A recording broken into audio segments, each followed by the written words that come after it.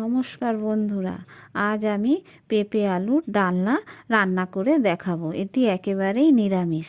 যারা নিরামিষ খেতে পছন্দ করেন না তারাও এই রান্নাটি একবার তৈরি করে খেয়ে দেখবেন কতটা ভালো লাগে। পেঁপে আলুর ডালনা করার জন্য আমি এখানে গাছ থেকে দুটো পেঁপে পেড়ে নিয়েছি আর আলু নিয়ে নিয়েছি। পেঁপে কেটে ভালো করে ধুয়ে রেখে দিয়েছি আর নিয়ে নিয়েছি দুটো আলু কেটে ধুয়ে নিয়েছি আর ছোলার ডাল ভিজিয়ে রেখেছিলাম 3-4 ঘন্টা। মশলা নিয়ে নিয়েছি মৌরি, গোটা জিরে, গোটা ধনে আর একটু দারচিনি, দুটো এলাচ, দুটো শুকনো লঙ্কা।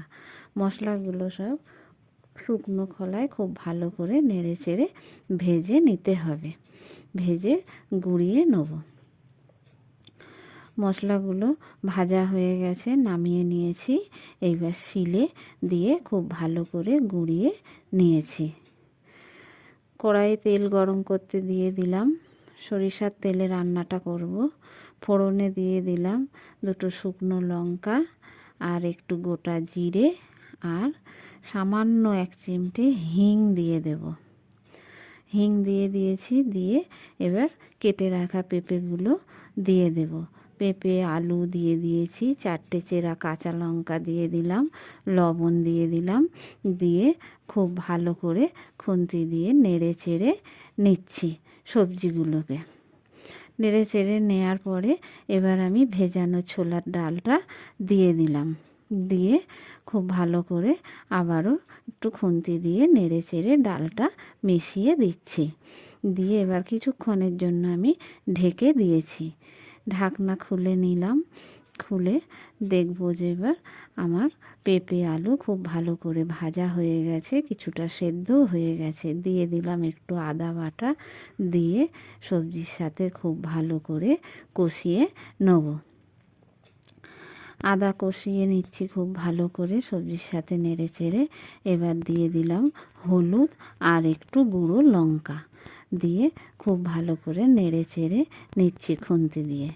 খুন্তি দিয়ে নেড়ে চেড়ে নিয়ে এবার আমি পরিমাণ মতো জল দিয়ে দিলাম। পরিমাণ মতো জল দিয়ে ভালো করে নেড়ে চেড়ে নিতে হবে। জলের সাথে খুব ভালো করে নেড়ে চেড়ে নিলাম। নিয়ে এবার আমি স্বাদ মতো লবণ দিয়ে দিলাম। দিয়ে ঝোলটা ফুটে উঠেছে। এবার আমি একটু ঢেকে দেবো। আবারও কিছুক্ষণের জন্য আমি ঢেকে দিলাম যাতে আলুটা আর পেঁপেটা খুব ভালোভাবে সেদ্ধ হয়ে যায়। আলু পেঁপে সেদ্ধ হয়ে গেছে। এবার নামানোর আগে আমি এবার দিয়ে দিলাম স্বাদ মতো মিষ্টি। দিয়ে আবার ভালো করে নেড়ে চেড়ে নেব। খুব ভালো করে নেড়ে চেড়ে নেওয়ার পরে এবার নামানোর আগে দিয়ে দিলাম ওই ভেজে রাখা গুঁড়ো মশলাটা। দিয়ে এবার আমি নামিয়ে নেব। তরকারি রেডি হয়ে গেছে, নামিয়ে নিয়েছি।